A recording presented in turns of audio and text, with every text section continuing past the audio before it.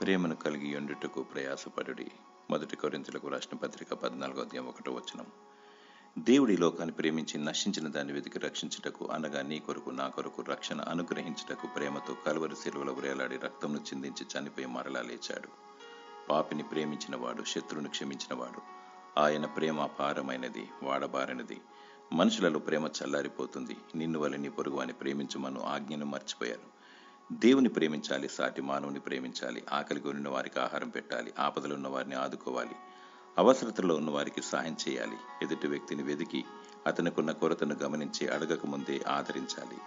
గంటలు గంటలు బోధించి ప్రార్థించి దేవుని స్తుతించి పిసినారుతనం కలిగి ఉంటే ఏమి ప్రయోజనము?